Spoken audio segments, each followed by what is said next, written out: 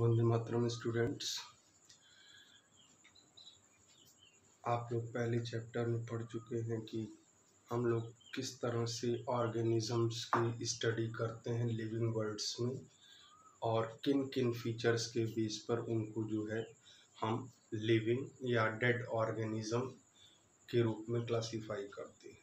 That was the earlier approach for the classification of the various living things. But in this chapter we will study about how we classify organisms in different categories, different broad categories like as kingdom, phylum. First of all, let's move here your second chapter, biological classification, and we know that classification is the grouping of organism into different taxa or categories. Here, earlier approach was given by Aristotle, who first time applied a scientific approach for the classification of living organism. बाद में चल के अरस्तु के बाद से Linnaeus ने इसको फॉलो किया और इसको आगे बढ़ाया। तो two kingdom system, the whole organism are divided into two groups on which basis the basis or criteria for the classification is mode of nutrition and locomotion mainly. वो ऑर्गेनिज्म जो फोटोसिंथेसिस कर सकते हैं, कहीं मूव नहीं करते हैं, वो प्लांट किंगडम में रखे गए, and those organism who perform photosynthesis are kept into the plant kingdom, and second one is those who do not take their food by own, so they are classified into animal kingdom. There are two kingdoms given by the two kingdom system followed by Linnaeus. Here, living organism according to two kingdom system classified into two groups. First one kingdom Plantae and second one is kingdom Animalia. Here, kingdom Plantae have certain special feature because they make their own food. That's why they are called as autotrophs. And kingdom Animalia, they do not make their own food. That's why they are heterotrophs. Here, in second point, their body is very simple. It means that less complexity present in the body, and in animal kingdom there is more complication occurs in the body. That's why it is complex body structure. They do not show locomotion. ये चलते फिरते नहीं थे, तो ये locomotion इनमें नहीं पाया जाता था. They show locomotion because in earlier thinking they think that plants do not move from anywhere, and animals can move in search of their food. That's why they show locomotion and plant do not show locomotion. Here, there are two drawbacks. Mainly, no position of unicellular prokaryotic organisms, and there is no position of motile algae or dual organism like Euglena inside the two kingdom system.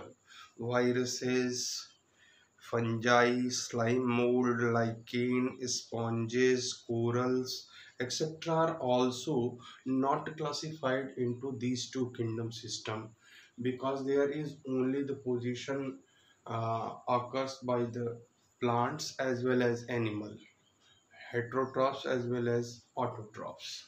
But in case like Euglena, they perform photosynthesis by the help of chlorophyll during the daytime, and during absence of sunlight they perform predation or they take their food from another resource. That's why these dual organisms have no any clear cut position in two kingdom system. Here, after the two kingdom system, Another approach was given by Ernest Haeckel, and he classified the organisms into three different kingdoms. And these kingdoms are Protista, Plantae, and Animalia. Kingdom Protista included all unicellular organisms like as amoeba, paramecium, euglena, etc. And they have some organism which can perform the photosynthesis and make their own food. Here, second one is Plantae. It included all plants, and third one Kingdom Animalia, that included all the animals. These three kingdom system was followed by the Haeckel here, and later on this is modified by the four kingdom system. Let's move to the four kingdom system. After the discovery of advanced technique like as microscope, there are some other organisms also discovered that resembles like the prokaryotic cells or protist here. जैसे जैसे techniques advance होती गई और advance tools बनते गए, तो उस तरह से इनको ऑब्जर्व किया गया कि केवल यूनिसेलुलर ऑर्गेनिजम्स प्रोटिस्टा के ही नहीं होते हैं, बल्कि कुछ ऐसे भी होते हैं जो न्यूक्लियर ऑर्गेनाइजेशन को एग्जैक्टली शो नहीं करते.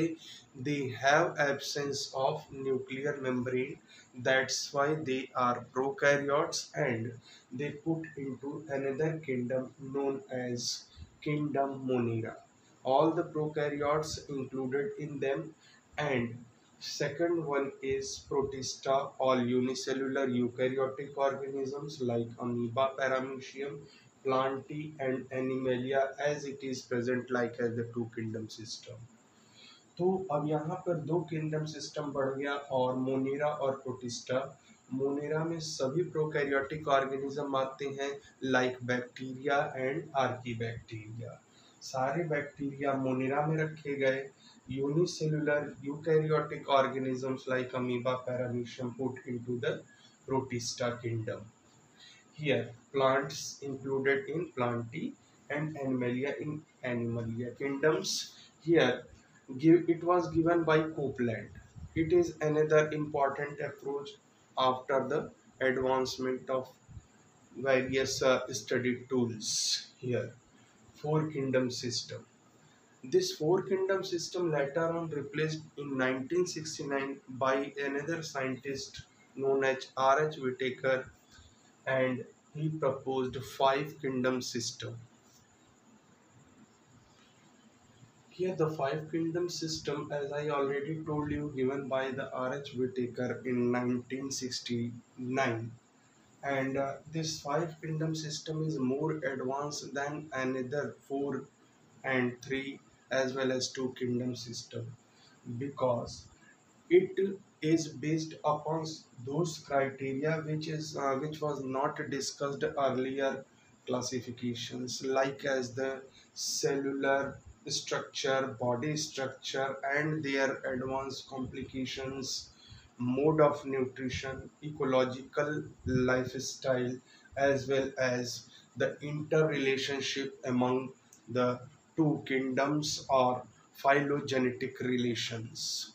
एक ग्रुप का किसी दूसरे ग्रुप से क्या रिलेशन है, कैसे उनका डेवलपमेंट हुआ है, इवोल्यूशन हुआ है, ये सारा कुछ जो है फाइलोजेनेटिक रिलेशन में आएगा. कैसे वो अपने वातावरण में एडजस्ट करके अपने आप को अडॉप्ट करते हैं और अपने को एडजस्ट रखते हैं. They are the ecological lifestyle, and they take their own food by the help of photosynthesis or by uh, predation or any other mechanism. They take their food included on in this point mode of nutrition. Complexity of body structure, their body is simple, unicellular, or more complicated like as the body organization, example cellular level, tissue level, organ level, or organ system level. Complexity of cell structure indicate different cell organelles, their structure, their complication, and their function. like as appearance of a chloroplast, mitochondria, Golgi body, etc., nuclear organization, ribosome, etc., included in the cell structure. It means that five kingdom system is more advanced than other uh, four kingdom and three kingdom systems. Here we can see that there are five kingdom system having different characteristic of the kingdoms here: cell wall, cell type, nuclear membrane, and mode of nutrition. As we know that monerans have cell wall, non-cellular type, either made up of peptidoglycan, muramic acid, polysaccharide, and amino acid in this moneran cell wall. Protista, few organisms have cell wall and rest of them absent, and they are very much similar like that of kingdom Animalia. Kingdom Fungi. Fungi, this kingdom created for those organisms who perform heterotrophic as well as saprophytic mode of nutrition. Fungi में heterotrophic mode of nutrition मिला था, that we'll discuss later on here. Fungi have cell wall present and they are made up of especially chitinous substance or chitin.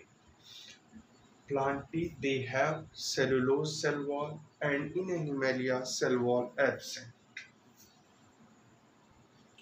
Here cell type. They are prokaryotic cell monerans having no clear-cut nuclear organization.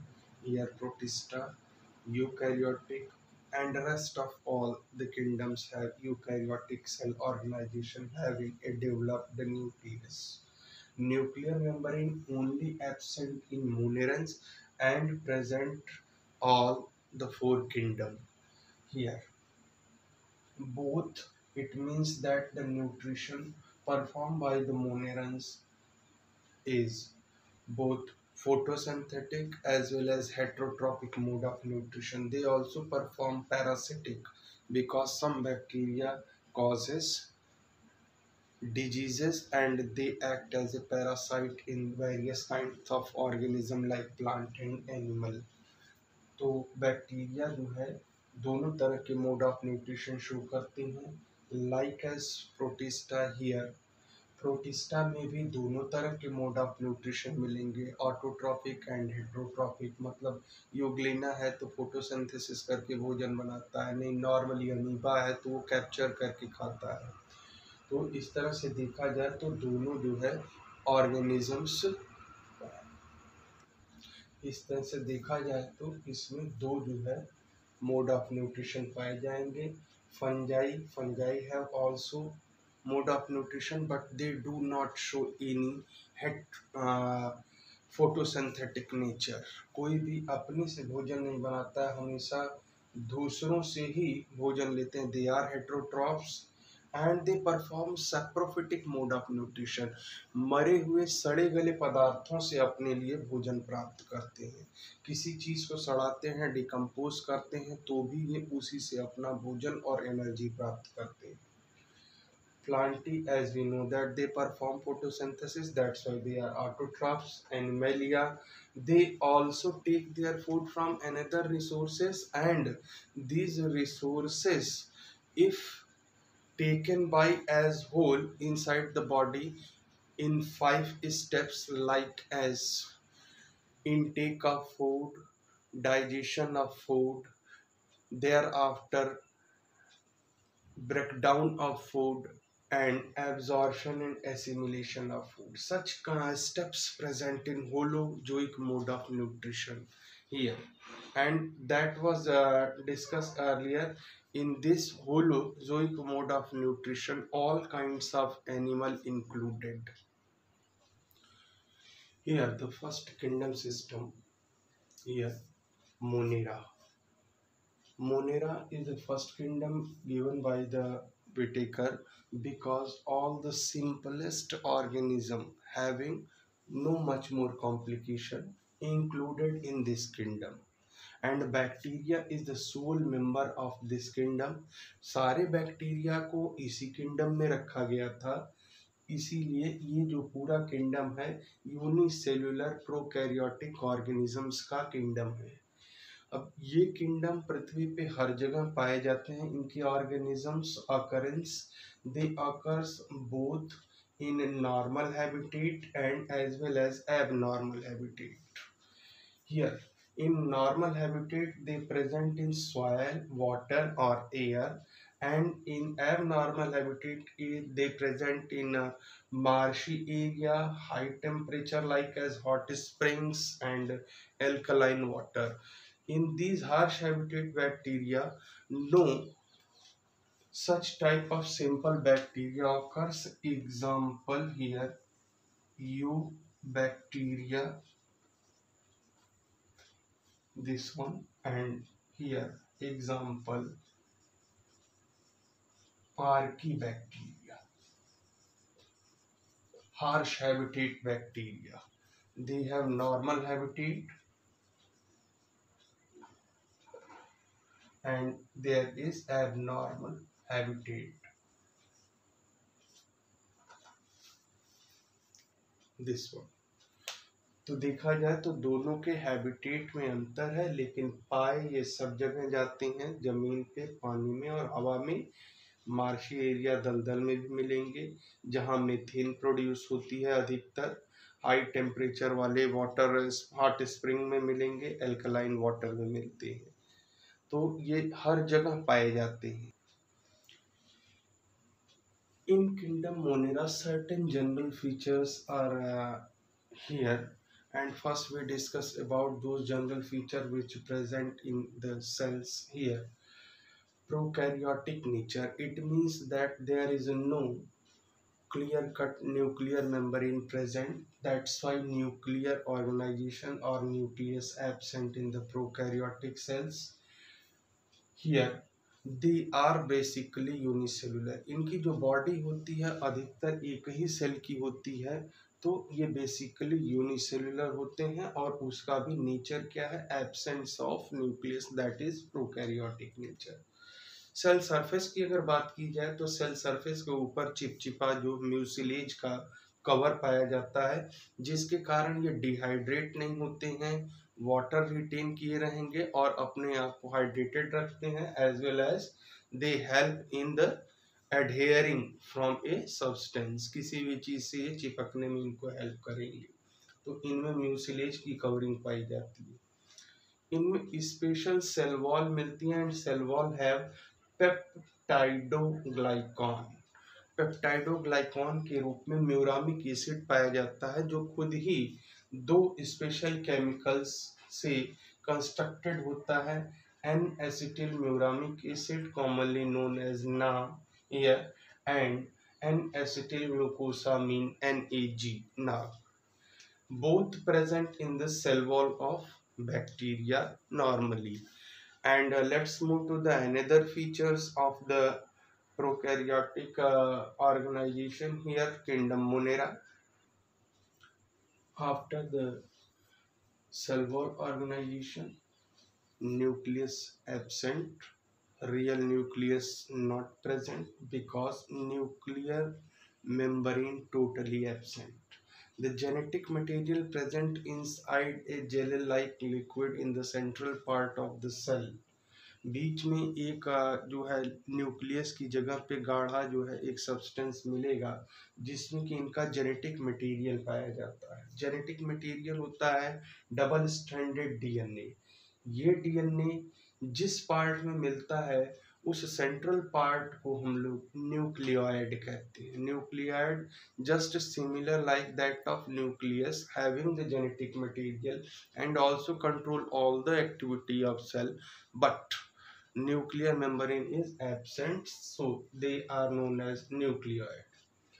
केवल इनके genetic material के DNA को छोड़कर इनमें दूसरे भी DNA पाए जाते हैं, जिनको हम लोग एक्स्ट्रा क्रोमोसोमल कहते हैं, जो मेन क्रोमोसोमल DNA से थोड़ा अलग होते हैं, क्लोज्ड सर्कुलर पाए जाएंगे।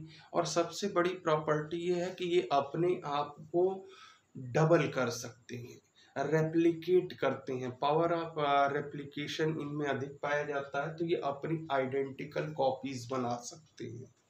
और इसको हम लोग सबसे ज़्यादा यूज़ करते हैं क्लोनिंग पर्पज से बायोटेक्नोलॉजी में। और इस ऑर्गन का नाम है प्लास्मिड, जो extra chromosomal close circular self replicating DNA होता है, और ये प्लास्मिड के रूप में जाना जाता है। बैक्टीरिया में प्लास्मिड का जो इम्पोर्टेंस है वो तो है ही, but they are much more important for us because they mostly used in biotechnology, gene cloning as well as gene transfer। तो ये जो है इम्पॉर्टेंट टूल्स के रूप में हम लोग यूज करते हैं। इनके अलावा न्यूक्लियर मेम्ब्रेन एब्सेंट है तो न्यूक्लियस का पूरा ऑर्गेनाइजेशन दिखाई नहीं देता। उसी तरह से सेल ऑर्गेनल्स, जैसे कि यूकैरियोटिक सेल में हम लोगों ने देखा है कि Golgi body, ribosome, mitochondria, even plastids, ये सारी चीजें पाई जाती हैं। But in case of bacteria और other moneran cell, these are absent। 70s type of ribosome, 70s type of ribosome for making of protein synthesis, here some gas vacuole also present। 70s ribosome पाया जाता है, gas vacuole पाया जाता है, कुछ ऐसे और भी वैक्यूल्स पाए जाते हैं जो फूड मटेरियल, ग्लाइकोजन्स और अनदर सब्सटेंसेस को स्टोर करके रखते हैं। मेम्ब्रेन बाउंड सेल ऑर्गेनल इनमें एब्सेंट रहेगा। तो ये membrane bound cell organelle absent होने के कारण इनमें जो है mitochondria, Golgi body etcetera organelles नहीं पाए जाते हैं। न्यूक्लियस और cell membrane, cytoplasm, cell organelle के अलावा इनमें कुछ और भी सेल ऑर्गेनल्स के रूप में पाए जाते हैं जो इनके प्रोटोप्लाज्म से निकली हुई आउटग्रोथ होते हैं, and they appears thread like structure. These thread-like structures are cilia, flagella and pili as protoplasmic outgrowth। This protoplasmic outgrowth emerges out from the cell and form a thread-like structure। What is the function of this thread-like structure? ये जो धागे जैसा निकला रहता है, ये सीलिया, ये छोटे छोटे सीलिया बीट करते हैं, तो इनमें फ्लोटेशन, लोकोमोशन, स्विमिंग, ये सारी जो है एक्टिविटी पाई जाएगी। That helps them for movement and locomotion. Adhering to the surface, किसी भी सरफेस पे चिपकने के लिए, अपने आप को स्थिर रखने के लिए इनमें जो है छोटे छोटे सीलिया, फ्लैजिला पाए जाएंगे। इनके अलावा पाइली पाया जाता है। Pili that helps in conjugation, making of conjugation tube during the sexual reproduction like in amoeba। तो सेक्सुअल रिप्रोडक्शन की तरह से जो है इनमें कांटेक्ट के लिए कॉन्जुगेशन ट्यूब बनती है, जिससे जेनेटिक मटेरियल का ट्रांसफर होता है, and this conjugation tube is such type। This is the conjugation tube, and it helps the transfer of genetic material inside the bacteria। Here, reproduction mostly occurs by budding, fission, spore formation, and several other kinds of asexual mode of reproduction, but sexual reproduction absent। Why absent? Because there is no any male partner as well as female partner present, and in this sexual reproduction exchange of genetic material and recombination also found। जैसा कि आप जान रहे हैं कि sexual reproduction के लिए एक मेल का होना, फीमेल का होना, उनके द्वारा गैमेट का बनना या फ्यूज होना पाया जाता है, लेकिन यहाँ पर जो है एक्सचेंज और रिकॉम्बिनेशन मिलेगा। जेनेटिक मटेरियल का एक्सचेंज भी मिलेगा और उसके द्वारा रिकॉम्बिनेशन भी मिलेगा, और ऐसा पाया जाता है कॉन्जुगेशन के रूप में। As I already told you, there is pilus present that help to connecting the two bacteria by the help of a single tube, and that tube is known as conjugation tube, which helps for exchange of genetic material. This conjugation tube formed for a short period of time. That's why a part of DNA get transferred into the another recipient cell, and these DNA part makes them a new combination that is known as a recombinant bacterial cell. तो इस तरह का जो sexual reproduction की तरह का process पाया जाता है वो कॉन्जुगेशन ट्यूब के थ्रू बनता है।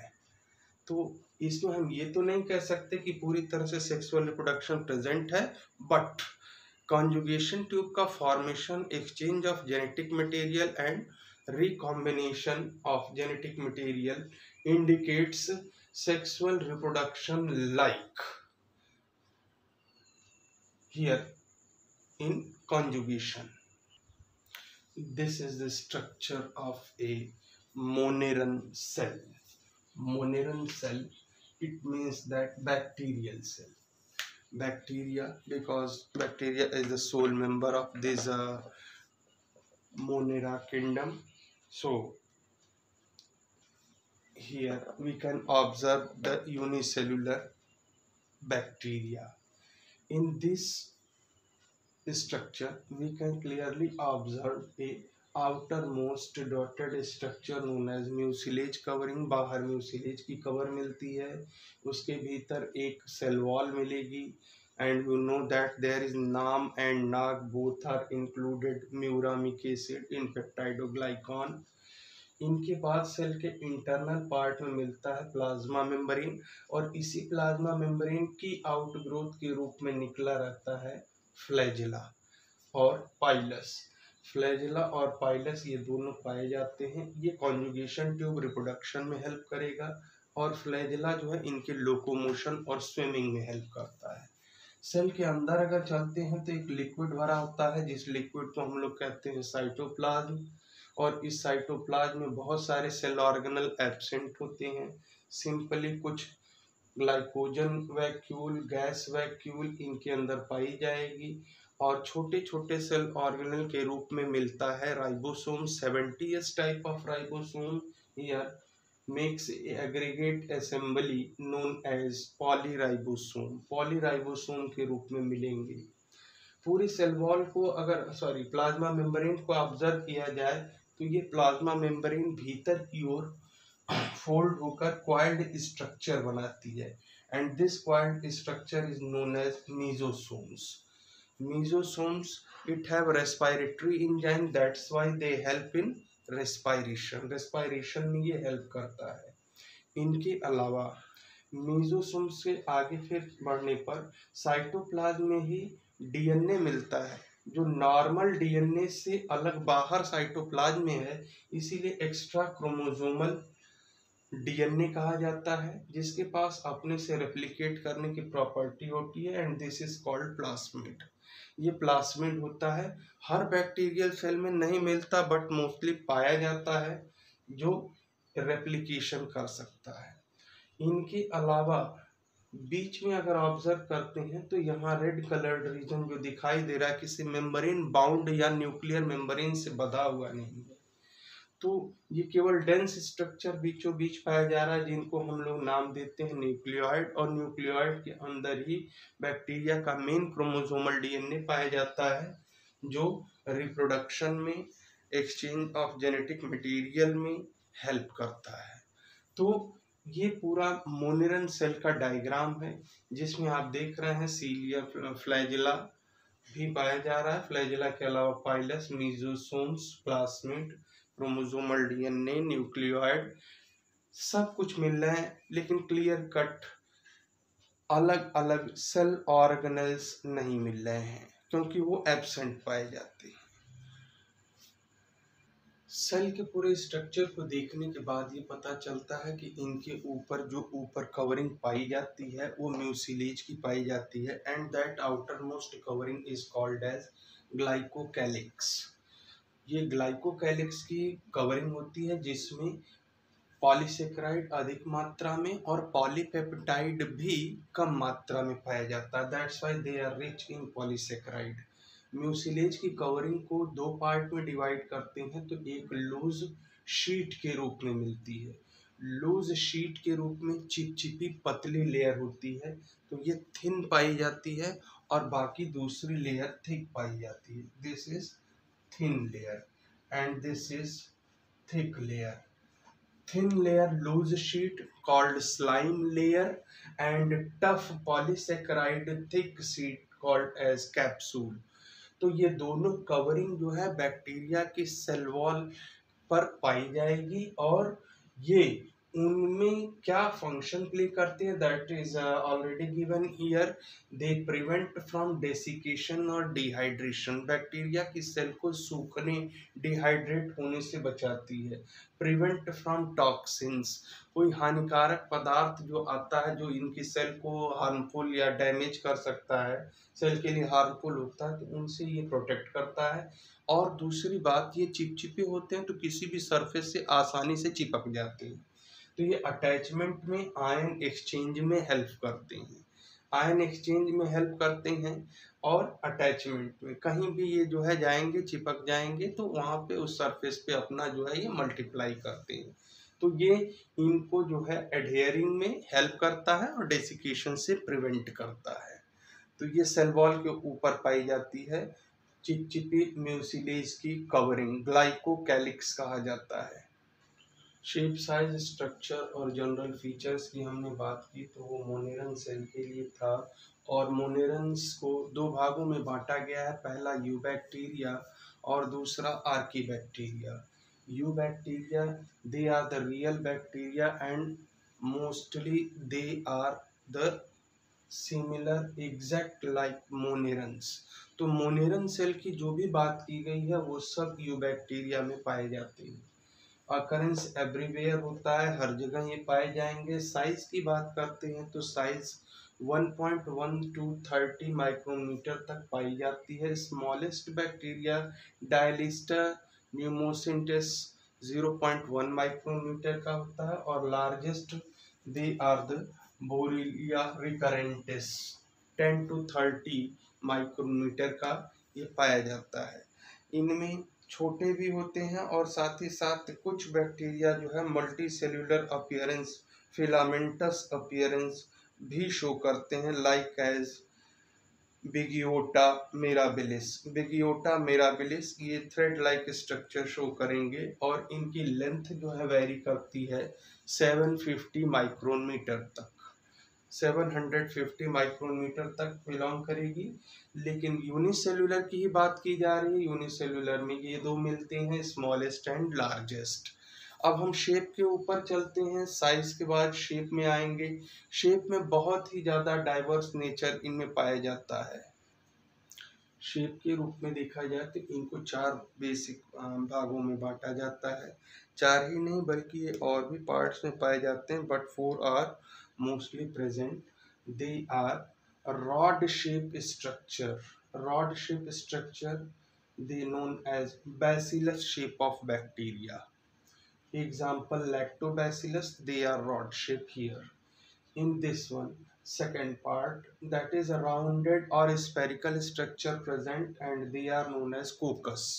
When single rounded body present, known as monococcus. Two rounded bodies present, diplococcus, and thereafter tetracoccus, streptococcus, chain of rounded bacteria, and when they form a cube-like structure of rounded cells known as sarsinas. तो हम ये कह सकते हैं कि सार्सिना हो या लंबी चेन के रूप में हो, तो स्ट्रेप्टोकोकस और सार्सिना में क्यूब लाइक स्ट्रक्चर बनाते हैं, but they are basically rounded structure called as coccus. When Diplococcus, two rounded cell present, Monococcus, one single rounded cell present. Rounded के बाद देखा जाए तो कुछ बैक्टीरिया क्वाइल्ड होते हैं, दे आर क्वाइल्ड और spiral in nature known as spirillum और spirilla. Here spirula, and thereafter comma shape structure also found. They are known as vibrio, and vibrio cholerae is the causal organism of cholera. तो vibrio के रूप में comma shape आप देखते हैं, spiral देखते हैं, राउंडेड देखते हैं, रॉड शेप स्ट्रक्चर देखते हैं। ये बेसिकली 4 टाइप्स के स्ट्रक्चर्स जो है यू बैक्टीरिया में आपके पाए जाते हैं। हम लोगों ने देखा कि सेल के शेप साइज के आधार पर भी बैक्टीरिया 3-4 प्रकार के पाए गए, और जिनमें कि आपके coccus, bacillus, vibrio and spirilla shape थे। इनके आधार पे भी इनको क्लासिफाई किया जाता है। But in 1884 Christian gram was a scientist who develops a staining technique, that is the coloring technique. They prepare a slide and colored them by using various steps like as heat fixation. Bacteria लिया और उसको जो है slide के ऊपर फैला दिया, smear बना के उसको हीट किया, हीट करने के बाद वो फिक्स हो जाते हैं। फिर उन पर क्रिस्टल वॉयलेट कलर का यूज किया गया। इस कलर को फिक्स करने के लिए फिर आयोडीन सोल्यूशन डालते हैं, और आयोडीन सोल्यूशन डालने के बाद पोलर ऑर्गेनिक सॉल्वेंट के रूप में एल्कोहल या एसीटोन से उसको वॉश करते हैं। यहीं पर जो है इनमें डिफरेंशिएशन पाया जाएगा। अगर ये पर्पल कलर अपना एडॉप्ट कर लेते हैं तो इनको हम लोग अलग कैटेगरी में रखेंगे, और नहीं करते हैं तो उनको जो है अलग कैटेगरी में रखे जाते हैं। तो ग्राम पॉजिटिव बैक्टीरिया जो भी होते हैं ये पर्पल कलर के अपीयर होंगे, और ऑर्गेनिक सॉल्वेंट में डालने के बाद जो कलर को रिटेन नहीं करते हैं, लूज कर देते हैं, छोड़ देते हैं, तो वो नेगेटिव बैक्टीरिया पिंक कलर में आपको जो है ऑब्जर्व होंगे। तो ऑर्गेनिक सॉल्वेंट डालने पर ये अपना जो कलर होता है उसको लूज कर देते हैं, छोड़ देते हैं, पिंक कलर अपीयरेंस देते हैं। तो इस तरह से सेल वॉल को उनके डिफरेंट केमिकल रिएक्शन के आधार पर और उनके द्वारा रिटेन किए गए कलर के बेस पर इनको 2 भागों में बांट दिया गया। एक ग्राम पॉजिटिव बैक्टीरिया और दूसरा ग्राम negative bacteria. Gram word use for the gram staining technique after the Christian Graham. तो क्रिश्चियन ग्राहम के बाद जो ये टेक्निक डेवलप हुई इसको ग्राम स्टेनिंग कहा गया, और ग्राम स्टेनिंग टेक्निक से 2 तरह के बैक्टीरिया पाए गए, that is gram positive and gram negative bacteria. Why these 2 bacteria are classified? Because they have certain speciality, and these speciality differentiate both of them. What are these speciality? Or in other word we can say, one on the basis of which characters these gram positive and gram negative bacteria are divided. तो इनमें कुछ न कुछ ऐसी चीजें पाई जाती हैं जिनके आधार पर ये ग्राम पॉजिटिव और ग्राम नेगेटिव में बांटे जाते हैं। Let's come to the division gram positive and gram negative. These are the differences between gram positive as well as gram negative bacteria. हम लोग ऑब्जर्व करते हैं कि ग्राम पॉजिटिव हो या ग्राम नेगेटिव हो, ये इनके कलर एब्जॉर्ब करने के बेस पर होता है, और कलर एब्जॉर्ब होगा इनके सेल वॉल के कंटेंट से। इनमें सेल वॉल जो है 20 to 80 nanometre, it means that thick cell wall पाई जाती है ग्राम पॉजिटिव बैक्टीरिया में, जबकि ग्राम नेगेटिव में जो है ये पतली होती है 7.5 to 12 nanometre. Gram positive bacteria की सेल वॉल में जो पॉलीसेकेराइड्स मिलेंगे, they are peptidoglycan 70 to 80%, while in case of negative bacteria 10 to 20%। तो यहीं पे आप क्लियरली ऑब्जर्व कर रहे हैं कि पेप्टाइडोग्लाइकॉन और इनके साथ मिलने वाला टिकोइक एसिड, ये दोनों केमिकल जो है वो कलर को एब्जॉर्ब करके रखते हैं, जिसके कारण कि ये जो है ग्राम पॉजिटिव पर्पल या ब्लू कलर के दिखाई देंगे और ये कलर को रिटेन नहीं कर पाते हैं, लूज कर देते हैं, that's why they appear pink in appearance.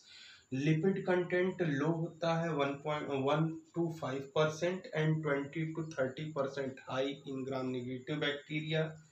I already told you teichoic acid also present in cell wall and this is present in gram positive and absent in gram negative। Overall अगर देखा जाए तो ये bacteria जो रोग उत्पन्न करते हैं, तो ग्राम पॉजिटिव बैक्टीरिया में कुछ ही स्ट्रेन ऐसे पाए जाते हैं जो रोग उत्पन्न करेंगे, वेरी फ्यू आर पैथोजेनिक। और ग्राम नेगेटिव बैक्टीरिया की बात करते हैं तो इनमें कुछ ही ऐसे होते हैं जो रोग उत्पन्न नहीं करते हैं। It means that they are mostly pathogenic in nature. तो ये दो प्रकार के बैक्टीरिया हो गए, gram positive and gram negative bacteria, और ये उनका डिफरेंस हो गया। What are the example of these bacteria? These bacteria have various names, pneumococcus, streptococcus, Staphylococcus, Bacillus, Clostridium, etc. in gram-positive bacteria, and gram-negative have Salmonella, Escherichia, Helicobacter, Vibrio cholerae, etc. तो Helicobacter, vibrio cholerae ये सब रोग उत्पन्न करते हैं। वहीं rhizobium भी gram negative पाया जाता है जो कि नाइट्रोजन फिक्सेशन में हेल्प करता है। Classification gram negative gram positive के बाद हम लोग मूव करते हैं यूकैरियोटिक बैक्टीरिया के लिए। न्यूट्रिशन की बात करें तो न्यूट्रिशन इनमें दो प्रकार के पाए जाते हैं। पहला न्यूट्रिशन होता है autotrophic mode of nutrition in which they make their own food, and second type of nutrition heterotrophic mode of nutrition in which they take their own food from another resources. दूसरे resource से भोजन प्राप्त करते हैं तो उनमें ये रोग भी उत्पन्न करेंगे और पैरासिटिक नेचर होंगे, they depend upon their host for their food. Saprophytic mode of nutrition, they depend upon dead decaying matter, मरे हुए सड़े गले पदार्थों से अपना भोजन प्राप्त करते हैं सैप्रोफिटिक, और किसी दूसरे ऑर्गेनिज्म के साथ कॉम्बिनेशन बना के इनसे ये भोजन प्राप्त करते हैं, तो एक्सचेंज ऑफ मटेरियल्स प्रोवाइड करेंगे। यह सिम्बियोटिक मोड ऑफ न्यूट्रिशन पाया जाएगा लाइकेन में, जिसमें लाइकेन की तरह से जिसमें एल्गी और फंजाई पाए जाते हैं जो अपने भोजन का एक्सचेंज करते हैं। But in case of bacteria rhizobium एक एग्जाम्पल पाया जाता है जो रूट नोड्यूल्स में मिलता है, root nodules of leguminous plant. वहाँ पर ये पौधे से अपना भोजन लेते हैं, बदले में उनको नाइट्रोजन फिक्सेशन करते हैं इन सिम्बियोटिक मोड ऑफ न्यूट्रिशन। तो नाइट्रोजन फिक्सेशन यहाँ भी पाया जाता है इनटू फिक्सेशन इन प्लांट्स। तो ये प्लांट्स में जो भी होते हैं ये राइजोबियम के रूप में मिलेंगे, नाइट्रोजन को फिक्स करते हैं। In autotrophic mode of nutrition, they make their own food from another organic as well as inorganic resources. Photoautotropic, ये केमिकल्स को या इनऑर्गेनिक केमिकल्स को लेकर by the help of sunlight they makes their own food. Example cyanobacteria, तो ये photosynthesis करते हैं। Example में साइनोबैक्टीरिया, ब्लू ग्रीन एल्गी है, anabaena, nostoc etcetera. Anabaena, nostoc इसमें पाए जाएंगे। They are example of blue green algae और बीजीए। इनमें स्पेशल सेल्स पाई जाती हैं जिनको हम लोग हेट्रोसिस्ट कहते हैं। हेट्रोसिस्ट के ऊपर जो है बहुत ही हार्ड ये कवरिंग पाई जाएगी, हार्ड कवरिंग मिलती है सेल वॉल की, जिसके कारण इसमें एनएरोबिक कंडीशन क्रिएट होती है और नाइट्रोजन का फिक्सेशन पाया जाता है। तो ब्लू ग्रीन एल्गी में heterocyst special type of cell होती है जो नाइट्रोजन फिक्सेशन में हेल्प करती है, जबकि सिम्बियोटिक में नॉर्मल सेल होती है, राइजोबियम उसमें नाइट्रोजन फिक्स करता है। तो दोनों कंडीशन में ये जो है नाइट्रोजन फिक्स करते हैं, साथ ही साथ अपना भोजन भी जो है ये सनलाइट से बनाते हैं, फोटो ऑटोट्रॉफ्स। कीमो ऑटोट्रॉफ्स किसी भी ऑर्गेनिक मटेरियल से ये अपने लिए पर्टिकुलर एक कोई केमिकल एब्जॉर्ब करते हैं, like as iron bacteria absorb iron, sulphur bacteria absorb sulphur. तो ये केमिकल ब्रेकडाउन से अपने लिए मेटाबॉलिक एनर्जी प्राप्त करते हैं, इसलिए इनको कीमो ऑटोट्रॉफ्स कहा जाता है। तो they always use a particular chemical substance to derive metabolic energy like ATP. तो इस तरह से देखा जाए तो ये फोटो ऑटोट्रॉफ, कीमो ऑटोट्रॉफ्स और हेट्रोट्रॉफ 3 प्रकार के न्यूट्रिशन शो करते हैं। तो न्यूट्रिशन इनमें पाया जाता है। Reproduction, I already told you that conjugation as well as budding, fragmentation also present in the bacteria। अब हम लोग मूव करेंगे नेक्स्ट इम्पॉर्टेंट और दूसरे पार्ट में, that is the Archie bacteria. Archie bacteria, harsh habitat bacteria. ऐसा माना जाता है कि ये बैक्टीरिया जो है सिंपलेस्ट ऑर्गेनिज्म होते हैं और पृथ्वी की उत्पत्ति के बाद सबसे पहले यही अपीयर्स हुए थे। ऐसा माना जाता है, ऐसा प्रूफ है, क्योंकि उस समय का जो भी इन्वायरमेंट था बहुत ही हार्श हैबिटेट था, जिसमें हम लोगों का या नॉर्मल सेल्स का रहना संभव नहीं हो पाता था। तो इनकी बनावट, सेल वॉल, इनका टॉलरेंस कुछ इस प्रकार का होता है कि ये ऐसी जगहों पे पाए जाते हैं जहां नॉर्मल सेल्स या बैक्टीरिया संभव नहीं है कि ग्रो कर सकें। सबसे कॉमन फीचर अगर देखा जाए तो मार्शी एरिया, दलदल वाले इलाके या जहां पर मीथेन प्रोड्यूस होती है, ऐसी जगहों पे मिलते हैं। दे आर कॉल्ड मेथेनोजेंस, और मेथेनोजेंस आमतौर पे गट ऑफ रूमिनेंट काऊ या बफेलो के एलिमेंट्री कैनाल गट में पाए जाते हैं, और ये गोबर में भी पाए जाएंगे। तो जहां पर ये गोबर गैस प्रोड्यूस कराते हैं जिसमें अधिक मात्रा में मीथेन पाई जाती है। तो ये जो है मार्शी एरिया में भी मिलेंगे, प्लस इवन काउडंग में भी पाए जाएंगे, और gut of alimentary canal of cow and buffalo ruminant में पाए जाते हैं। तो इनको हम मेथेनोजेन कहते हैं।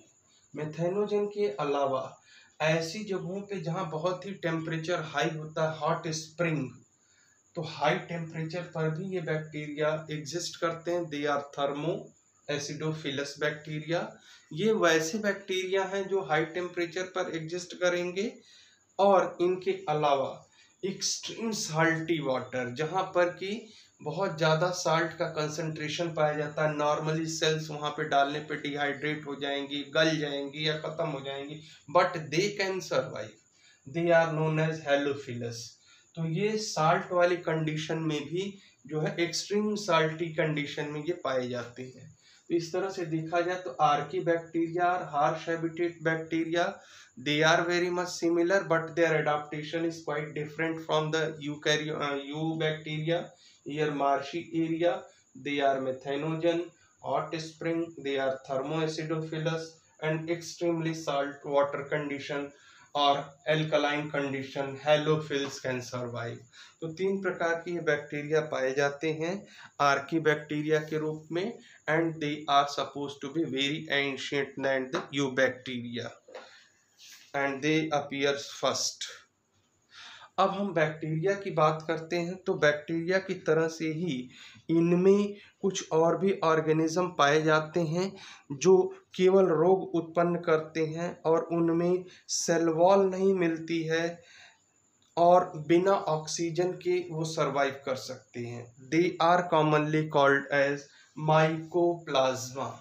तो माइकोप्लाज्मा कुछ ऐसे ऑर्गेनिजम्स हैं जो सेल वॉल के बिना, ऑक्सीजन के बिना सरवाइव करते हैं और अधिकतर पौधों और जानवरों में रोग उत्पन्न करते हैं। This is all about the whole kingdom of bacteria.